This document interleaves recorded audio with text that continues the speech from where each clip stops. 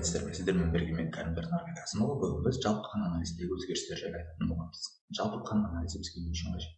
Біз яғни дәрігерлер олар науқаспен сұхбаттасып, толық анамнезін жинап болған соң өздері болжам диагноз қояды. Сондай болуы мүмкін. Бірақ ол нақты емес, оның инструменталды және лабораториялық зерттеу әдістерінен кейін нақтыланады. Яғни жалпы қан анализін жібереді және де диагноз нақтылауға көмектеседі. Ал бұл жалпы қан анализінің өзі адам организміндегі нақты диагноз қоюға тигізе алмайды. Сондықтан бұл тек қана дәрігердің көмекші құралдарының бірі. Ал дәрігердің негізгі құралы ол өзінің миы болып табылады. Ендеше кеттік. Жалпы қан анализінде негізгі назар алып отыратын заттар бұлар: эритроциттер, гемоглобиндер, гематокрит, түсті көрсеткіші, гепатиттер, тромбоциттер, ЭКЖ, лейкоциттер, лейкоциттердің өзінің лейкоформулалары мән береміз. Жалпы бұлардың жұмыс атқарған лабораторияға байланысты бұлардың көрсеткіштері өзгеріп отыруы мүмкін бір-екі санға, бірақ қатты өзгеріс болмайды. Енді біз бірінші эритроциттерден бастап тоқталатын болсақ, эритроциттер олар ерлерде 4/5 және 5/5 көбейтілген 12-ші дәрежесі гидрге сәйкес келеді, әйелдерде 3/7, 4/7 көбейтілген 12-ші дәрежесіне сәйкес келеді.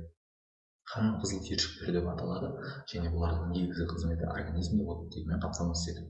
Яғни эритроциттердің құрамына гемоглобин кіреді. Гемоглобин ірі олар гемоглобин оттегінің және көміршік газын тасымалдауға қатысады. Эритроциттердің қанда жоғарылауы, яғни 5/5-тен артып кетуі, олардың эритроцитоз немесе полицитемияларда кездесуі мүмкін. Сонымен қоса организмнің жедел улануы, қатты құсу, диарея кездерінде, сонымен қоса таулы аймақтарда өмір сүретін адамдарда ағзада сұйықтық азайған кезде ағза оттегімен дұрыс қанықпаған жағдайларда эритроцитоз болады. Одан кейін бізде төмендеуі бұл эритропения деп аталады және де олардың белгілері анемиямен бірге көрініс береді. Анемияны бұл гемоглобинге байланысты қоямыз. Қазір гемоглобинді айтамыз. Гемоглобин бұл ерлерде 130-160 грамм литрге, әйелдерде 120-140 грамм литрге сәйкес келеді. Олардың төмендеуі анемия болып табылады. Яғни қалыпты көрсеткіштен төмендеп кетуі. Олардың өзінің 3 дәрежесін ажыратады: жеңіл, орташа, ауыр дәрежелер. Жеңіл дәрежелер кезінде 90 грамм литрде гемоглобин азайып кетеді. Орташа дәрежелі кезінде 90-70 грамм литр арасында болады. Ауыр дәрежелі анемия кездерінде 70 грамм литрден төмен болады. Бұл кезде қан құю қажет болады.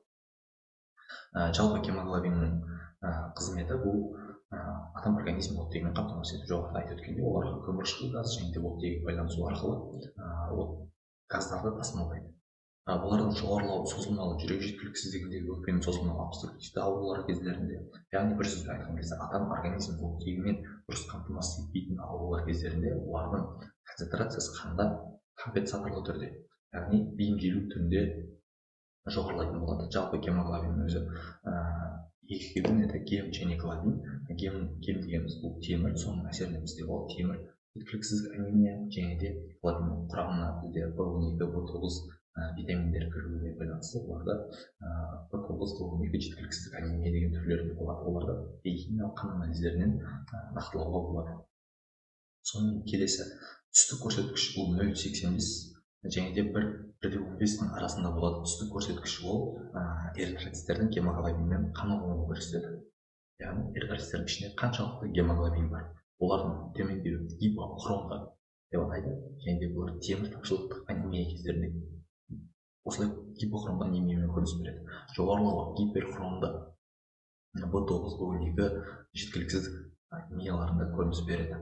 Одан кейін гематокрит дегеніміз бар. Бұл гематокрит ерлерде 40-48%, әйелдерде 36-42% болады. Бұл мына приборда тұрған эритроциттер, яғни плазма мен эритроциттердің арақатынасын есептейді. Ал 40-48% дегеніміз бұлар эритроциттердің көлемі. Яғни қанда егер эритроциттер жоғарылайтын болса, онда гематокрит те жоғарылайды. Ал қанда эритроциттер төмендейтін болса, онда гематокрит те төмендейді. Жоғарыда айтып кеткен, яғни адам организмінде оттегі жетіспейтін ауруларда эритроциттер жоғарылайды.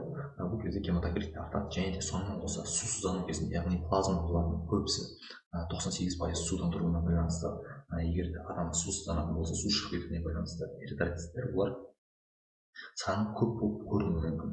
Яғни гематокрит осы кезде жоғарылауы мүмкін. Одан кейін ретикулоциттер деген бар. Олар 0,1-1,2% ғана кездеседі. Ол бізде сүйек кемігінің жұмысын көрсетеді. Яғни негізгі қан формалық элементтері олар сүйек кемігінде өндіріліп шығады. Ал ретикулоциттер олар сүйек, олар жас гепатиттерді көтеріп жатқаны дәлел болып көрінеді. 0,2-1,2% кездеседі. Бұдан көп кездесетін жағдайларда олар сүйектің қызыл кемігінде өз жұмысын атқарып жатыр. Яғни мысалы адамдарда қан кету болатын болса, 3-4 күннің ішінде қанда ретикулоцисттер көбейеді. Ол сүйек кемігінің компенсаторлық түрде жоғалтқан қанды орнына келтіремін деп жасалып жатқан жұмысы. Ал олардың төмендеуі немесе мүлде кесуі олар сүйектің қызыл кемігі өз жұмысын атқармай жатыр деген мағынаны білдіреді. Олар сүйектерде қандай да бір ісіктер болмаса инфекциялық аурулар кездерінде төмендеуі мүмкін. Жалпы лейкоцисттер бұлар адам организміндегі сақшылар болып табылады. Яғни полиция қызметкерлерінің суретін қойып қоюының бір дәлелі, яғни адам организміне түскен бөгде заттармен күреседі. Жалпы лейкоцисттердің 5 түрі бар. Олар нейтрофиль, эозинофиль, базофиль, моноцит, лимфоцит. Және де оларды түйіршіктілер және түйіршіксіздер деп екіге бөлсек болады. Түйіршіктілер гранулоциттер, олар нейтрофильдер, эозинофильдер, базофильдер, яғни фильмен аяқталады. Одан кейін түйіршіксіздер, олар моноцит және де лимфоциттер жатады. Одан кейін нейтрофильдер бұл жалпы лейкоциттердің 47-73% алып жатады, және де оны таяқша тәрізді, сегмент тәрізді деген екі түрін ажыратамыз. Таяқша тәрізді нейтрофильдер олар 1-6%, олар нейтрофильдердің жас формалары. Ал сегмент тәрізді ядролы нейтрофильдер олар 47-72% алып жатады. Бұлар ересек нейтрофильдер болып табылады. Яғни адам организмінде жедел қабыну өрісі жүретін болса, оны таяқша тәрізді нейтрофильдердің саны жоғарылайды. Ал егер де созылмалы қабыну процестері жүріп жатқан болса, онда адам организміндегі қан анализіндегі сегмент ядролы нейтрофильдердің жоғарылауы көрініс береді. Одан кейін осыған байланысты лейкоформуланың солға және оңға жылжуы болады. Егер таяқша тәрізді нейтрофильдер көбейіп кететін болса, онда лейкоформула солға жылжиды, ал сегмент тәрізді нейтрофильдер көбейіп кететін болса, ол лейкоформула оңға қарай жылжиды. Адам организмінде созылмалы қабыну үрдісі бар деген білдіреді. Эозинофильдер бұлар 0,5% жағдайда кездеседі. Эозинофильдер негізінен бұл аллергияға жауап береді. Яғни адам организмінде аллергиялық процестер жүретін болса, онда адам организміндегі жалпы қан анализіндегі эозинофильдер жоғарылайды. Базофильдерде бұлар негізінен бактериалды инфекцияға қарсы тұрады. Базофильдердің жоғарылауы бактериалды инфекцияның жүріп жатқанын дәлелдейді. Нейтрофиль және базофиль бұлар аллергияға, моноцит, лимфоциттер бұлар көп жағдайда адам организмінде вирусты инфекциялар болған жағдайда көбейіп отырады. Моноциттер 2-9, лимфоциттер 18-40% алады, және де бұларда фагоцитоздаушы қабілеттер бар, яғни жасушаларды жойып жібереді. Одан кейін лейкоцисттер жалпы 4-9 арасында кездеседі, және де ал мыналар солардың пайыздық көрсеткіштері. Ал мына суреттегілер бұлар микроскоппен қарағанда қандай көрініс беретінін дәлелі. Одан кейін тромбоциттер қанның түссіз элементтері. Мына лейкоцисттер қанның ақ түйіршіктері, және де олар кей кезде шамадан тыс жоғарылап кететін болса, бұл қабыну процестерінің көріністері, ал шамадан тыс жоғарылап кететін болса, бұларды ақ қан ауруы деп атайды. Ол бөлек тақырып.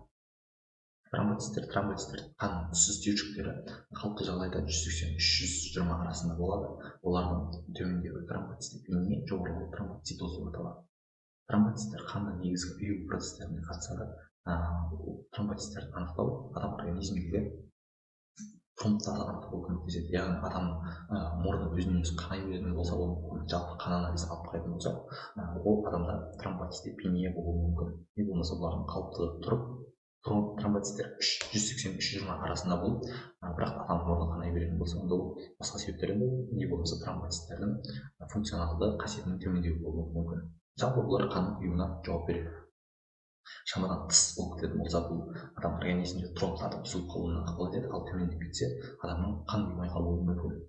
Одан кейін этж немесе соя дейді, яғни олар эритроциттердің тұну жылдамдығы 1 сағат ішінде қанша миллиметр тұнатынына байланысты. Ерлерде 6-12 миллиметр, әйелдерде 8-15 миллиметр сағатына тең болады. Бұлардың жоғарылауы адам организмінде қабыну процесі жүріп жатқанына дәлел болып табылады.